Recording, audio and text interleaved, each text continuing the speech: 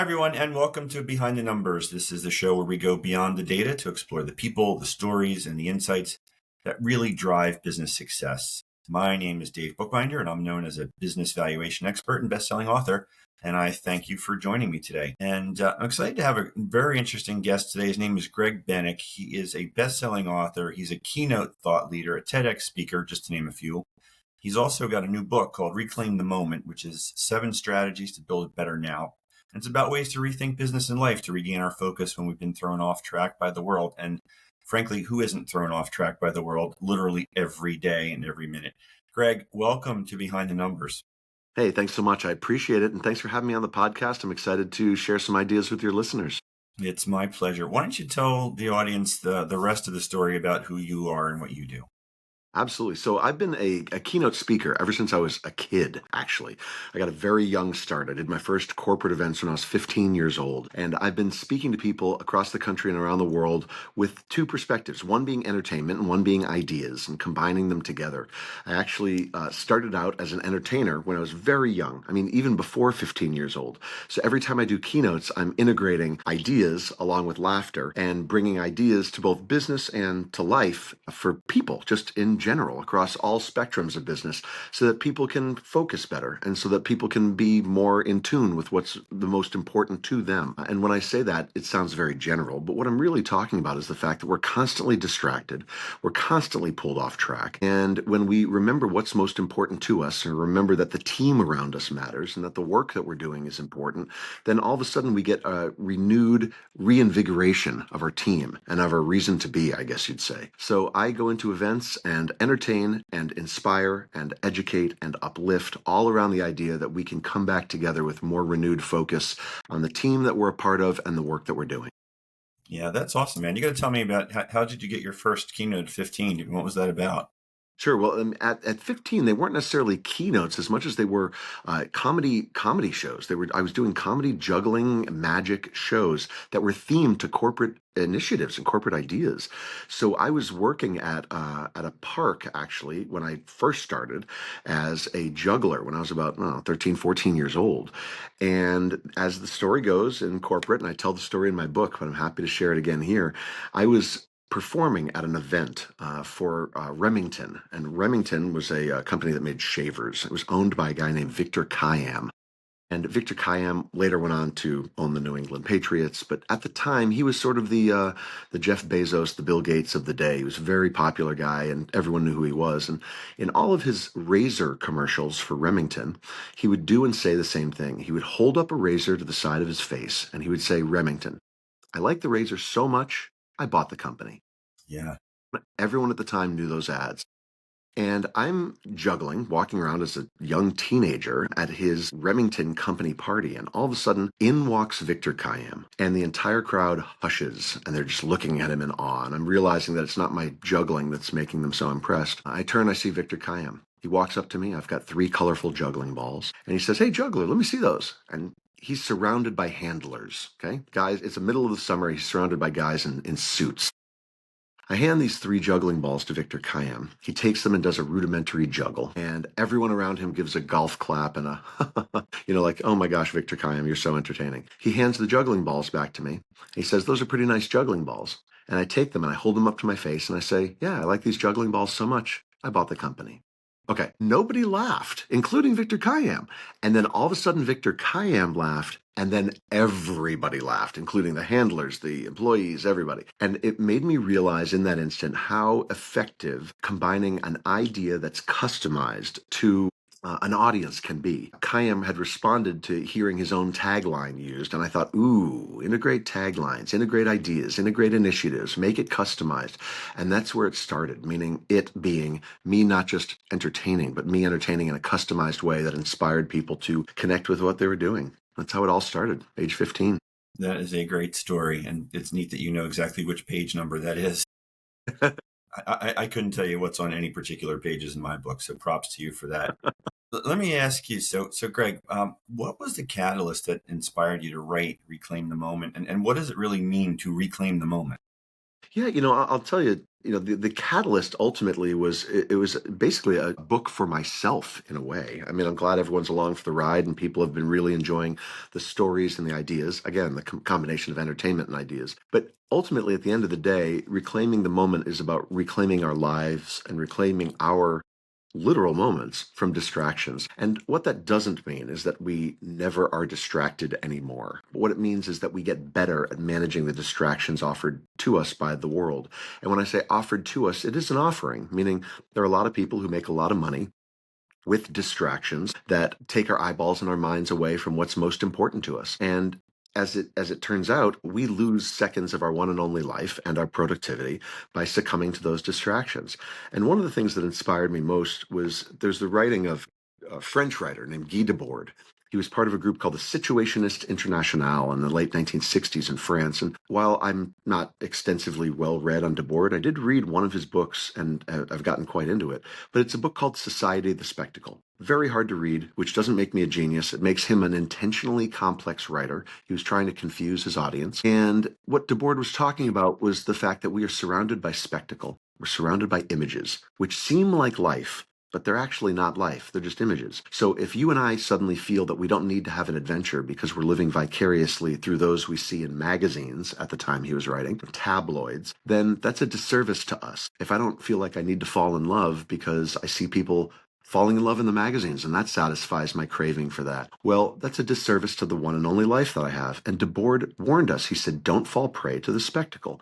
Don't fall prey to the idea that you're actually living your life to the fullest, when in reality, you might not be. You might be just observing the spectacle around you. Well, Debord was writing at a time where the biggest spectacle engagement was from magazines and movies. What would this guy say about TikTok? What would he say about Instagram? And what would he say about Facebook and websites and emails and phone calls and this and this and this, the way it piles on today?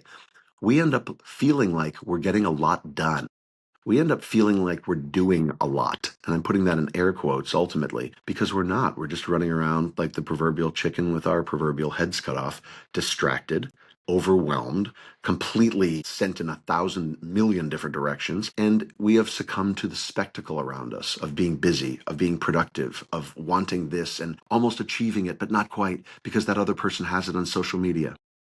We need to disassociate at least a little bit, not from social media. I'm not a Luddite. I don't think we should throw our phones away. But I think that Debord was onto something, and it inspired me to write the book because he ultimately was saying, let's live our lives. Let's get into it. Let's do it.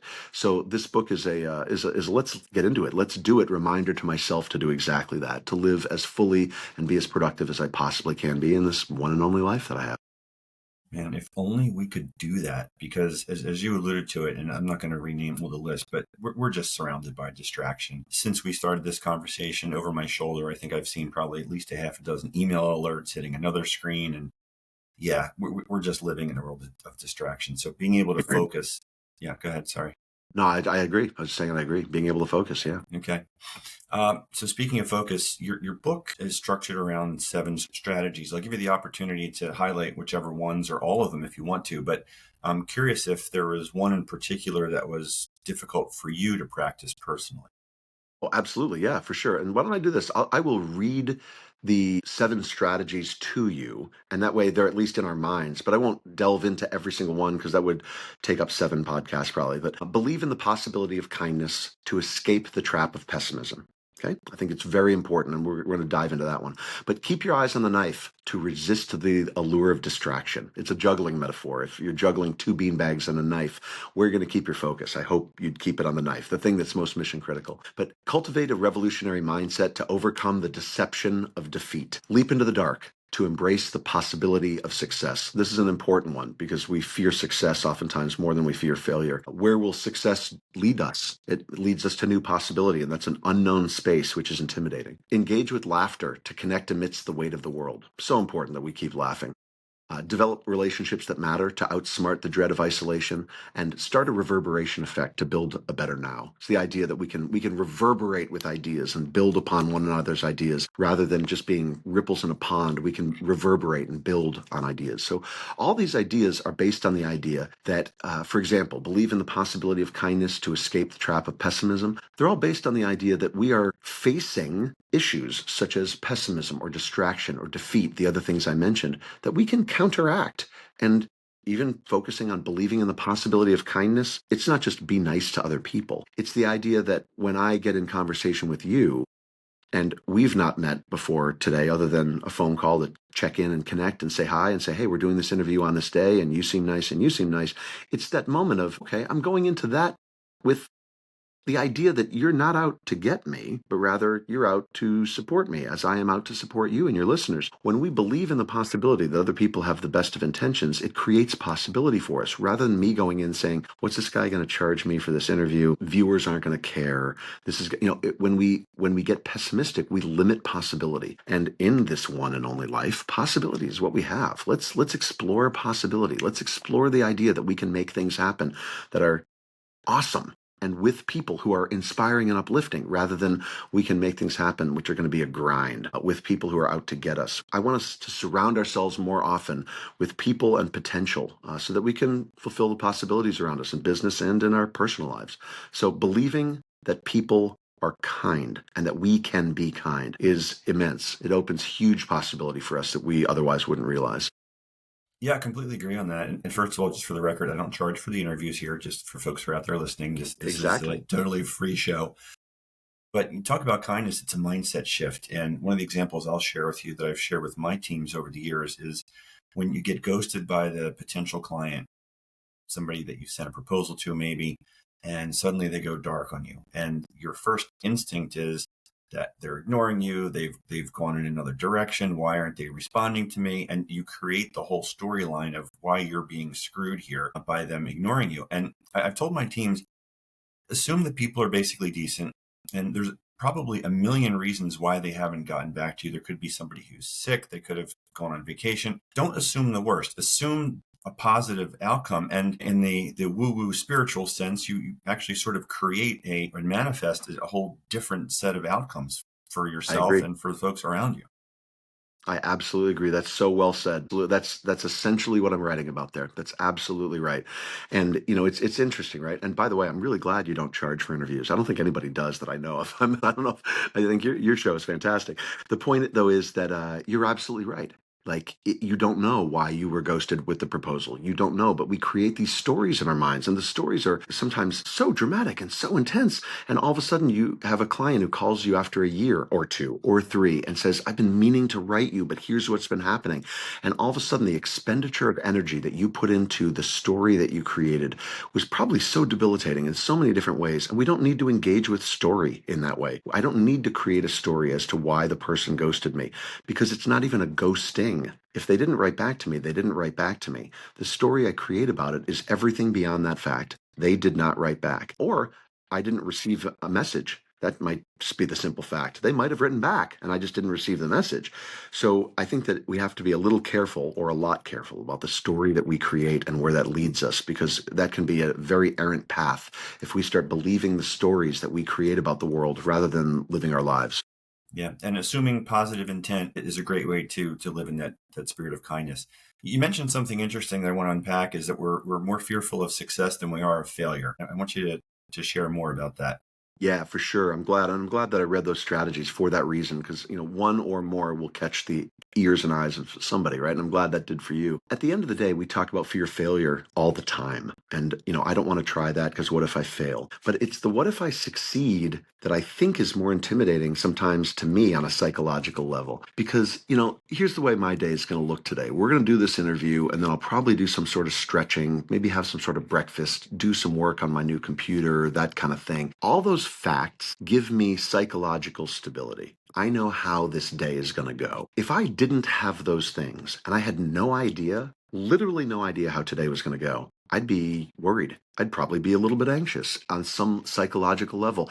When's my next meal coming from? What's going to happen after this interview? Where am I going? What's happening? We don't love not having structure. In fact, we love the opposite, having structure. And when we enter into a new situation where we might succeed, if we succeed, that puts us in a new place that we haven't been before. And that haven't been before is unsure. So the fear of that, the intimidation of that, sometimes prevents us from taking the leap into the dark that we need to take with a business move, with a personal decision that otherwise we would take the leap with and see where it ended up. But in fact, the fear of success sometimes intimidates us so much that we don't take that leap at all. And I'm very curious about that in my own life. Like, how often do I crave the structure, crave assuredness enough that I don't take the leap into possibility because I might succeed, which will leave me in a new territory, a new space. I don't know the parameters of that successful space. I like the idea that we leap into the dark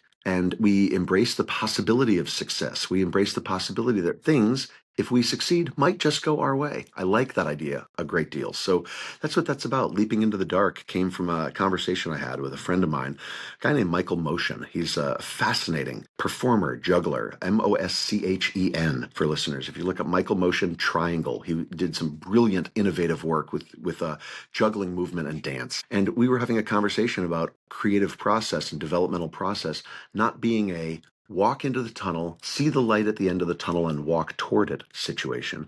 But sometimes you don't see the light at the end of the tunnel and you step into or leap into the dark and dive in anyway, hopeful that the outcome will be good. Well, in thinking about that over, I don't know, 30 years or so, I realized the application to my life and to business was exactly as I just described. Sometimes when you leap into the dark, you don't know where you're going to end up. And the potential of success is as intimidating, if not more, than the potential for failure.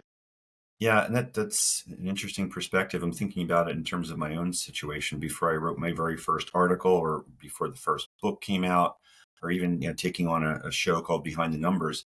Yeah, all of those things represented opportunities, and I was told by my personal board of directors, when opportunities present themselves, just say yes and figure it out, and good things come from it. But there was a lot of fear and anxiety about it because, on the one hand, when I write an article, if it sucks, it's going to bomb. And I kind of know what that means. But what if it goes well? And I hadn't really processed that until just now as we're talking. But it was, there was a fear there, but I didn't really realize maybe it was a fear of what happens if it works out. Right. Yeah. Because what happens, what happens, you don't know. We don't know what happens. So that, yeah, that fear of success can be intimidating. And again, I love to create possibilities in people's lives. I love to do it in my own life. So the 7 strategies that I wrote were very honest and real in that I wanted the reminders for myself. Believe in the possibility of kindness, or engage with laughter. For the moments where I'm feeling the weight of the world, overwhelming and intimidating me, I have to remember to be uplifting. I mean, we get one shot at this life experience. Let's make it the best, most uplifting that we can. Yeah. The subtitle of your book mentions a better now. So how do you define better in that context? That's great. So, better ultimately is the life that we want to be living and the business that we want to be running and the experiences that we want to be having with people that are most fulfilling. I enjoy this conversation. This is a good experience. My life is better because of our experience. That sounds very robotic. I actually quite simply like what you're doing and I like being a part of it. But at the end of the day, I want to be engaged with and involved in experiences that make my life more fulfilled, feel more fulfilled. And that better is basically up to the reader to define. But the invitation in the book is to say, okay, if it's profit, go chase it. If it's better connections with your family and your coworkers, have at it. But whatever it might be, it's the state of being and the place of being that is improved upon or more developed from where you are now. And I would argue that my experience living as a human being is better as a result of our conversation. You said in this conversation that you'd been thinking about something for many years that you didn't put together until just now. Cool. That doesn't make me a guru, because I'm certainly not. And I tell that to all my readers and listeners in keynotes and in the book. But what it does say is, oh, cool. What I wrote and the conversation that came from it led to somebody realizing something. That's cool. I like that. That's better. That's better than we were before. So that's the context. Yeah, that's very cool. And I'll call it magnanimous of you. I've had very similar experiences too, because there's a risk when you put yourself out there, but the rewards are just amazing and gratifying because you never know who's going to find it, what's going to resonate. And when you get that feedback, and as I do occasionally, people send me notes and mention something resonated, then it just further inspires me to keep going. So you keep doing what you're doing. Thank you. What is a common misunderstanding or misconception that people have about reclaiming the moment or living in the present? Well, I mean, I think that sometimes people think that it's a woo-woo thing, meaning that, Right. they think back to what was the book, The Power of Now, or the something of now. Like there was some new agey type of concept back in the day. And I think that anytime you say the word now or improving now, people start getting philosophical. And my book is really practical, to be to be totally honest. I mean, sure, I'll delve into Western philosophy with you any day, and Eastern a bit too, I guess. But the point is that the now isn't the now, as the hippies might have called it. I mean, now is let's just talk practically about this moment. I mean, that's why I call it reclaim the moment, meaning that our life is made up of moments in successive seconds, each one a heartbeat, each one a tick tock, no reference intended to the app, but rather, the heartbeats in our chest are seconds counting down. And we don't have to be morbid about it. I mean, we all have limited time. So let's maximize that time. And I think that the misconception is thinking of the now as being this like entirely soft skill that we can explore and conquer, but it's not. It's very practical. Let's make the moments of our life as fulfilling as possible. Let's do that thing that we need to do. And here's 7 strategies to explore what the thing is and what the pathway is. Yeah, it's not the meditative now in the That's present, but right. yeah, That's right. it's like an actionable now. Yeah, an actionable now. Because the thing is that let's say you and I spend the next month exploring all the points in which we're fearful of success. It becomes very actionable when we start reversing that or counteracting that. All of a sudden, we're living and working very differently. And it doesn't have to mean we quit our jobs. It doesn't mean we have to do something entirely dramatic and different. It could just mean the approach we take to our days, to our interviews, to our interactions, that sort of thing. And I think that it becomes very actionable when we look at that through that lens. So thanks for using that word. I like that word a lot. Yeah, Actionable. let's continue to play with it in terms of actionable advice for the audience. If somebody's listening to this episode and when they're done, they've got 5 minutes to improve their mindset, which of the strategy should they start with? I would say, I mean, obviously, believe in the possibility of kindness. I think, just as an aside, the world needs to be more kind. The world is increasingly cruel, mean, overwhelming, and I think intimidating. And when we're comparing ourselves to the Joneses, comparing ourselves to what other people are doing and achieving and succeeding, animosities can build, and those animosities prevent possibility. With that said, I would say keep your eyes on the knife to resist the allure of distraction, is really what we're talking about here.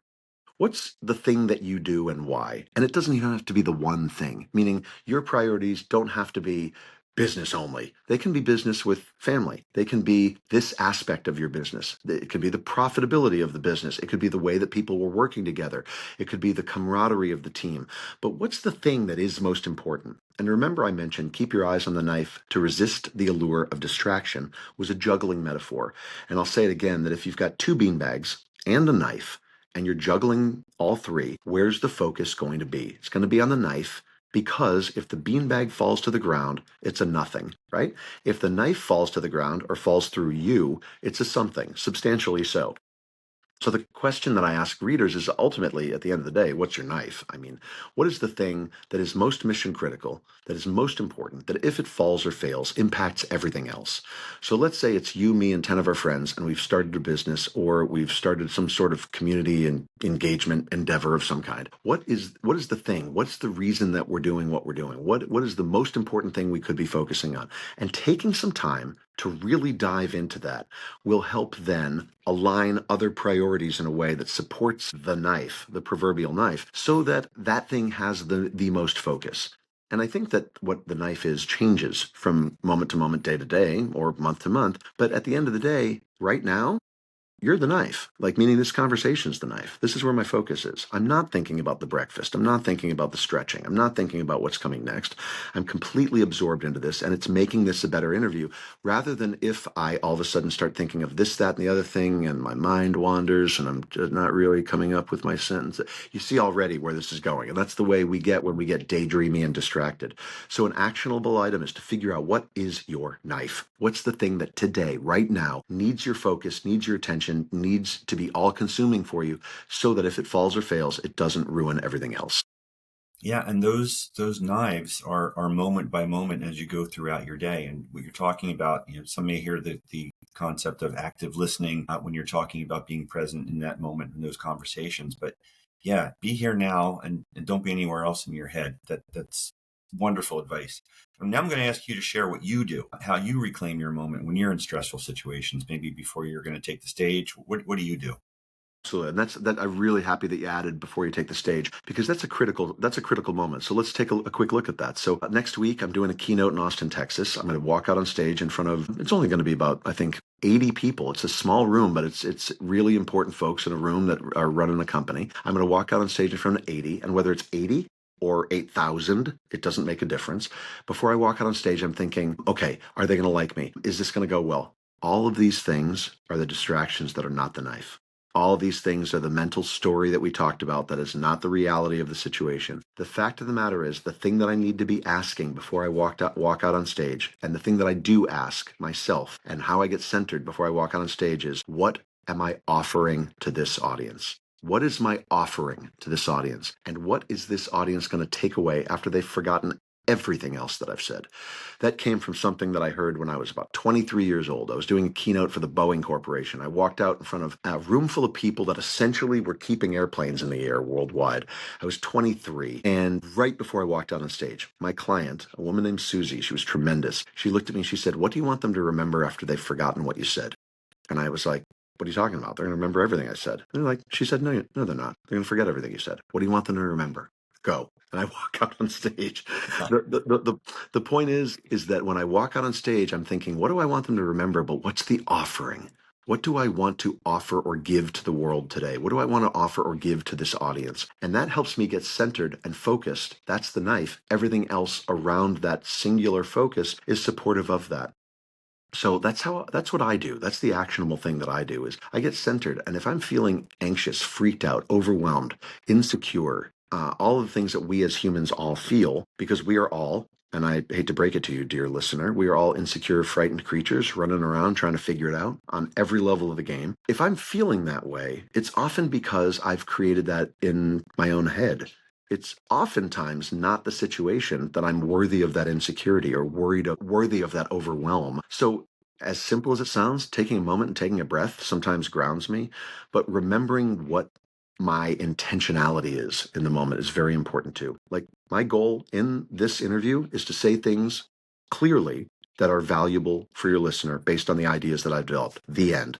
It's not to tell them about me and hire me for keynotes and I'm so awesome and my next book is. I really want the things I'm saying to be actionable for people and be supportive and helpful. So that's one thing that I do is get back in touch with, what's the knife here? What's the most important thing that I have to give? What's the most important thing that I have to offer audiences? And then from there, I do the things that I talk about in the book. I develop relationships that matter. I engage with laughter. These are things that I actually do throughout the day to get me grounded. So those are the Yeah. things the way that I approach things. Good stuff. And this show is unscripted. And as we're getting close to the end here, I did have one other question I wanted to ask you. And man, did you give me a brilliant segue, because the thing I wanted to ask you next is, what are something that you hope people are going to remember or apply from this book 10 years from now? And you teed me up perfectly with the prior response. So to Yeah. you on that one, my friend, thank you. Absolutely, yeah. If at the end of the day we all leave the world a kinder place, and not just kind for the sake of kindness, kind because it creates possibility, that's a good thing. So, 10 years from now, after they've forgotten everything else in the book and the funny stories I tell all throughout and whatnot, and personal stories and connected stories, that if people believe in the possibility of kindness to escape the trap of pessimism, this world is a better place. People's businesses will be in better places. People's relationships will be better. And I would love for that to be a legacy. I do a lot of work around kindness. And again, I'm not a guru of kindness. I'm not always a kind person. I mean, I mess up all the time. I mean, we all do. But the idea is that we can get better and we can do more and we can do better at being kinder and remember the importance of it. I think that's important. And it's a hard skill rather than a soft skill. It's not just be nice, but rather when we believe in possibility, we create the fulfillment that comes as a result of that possibility.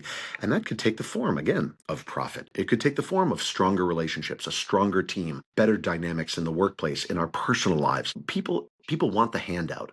They want me to spoon feed them an idea that all of a sudden, ka-ching, makes them money.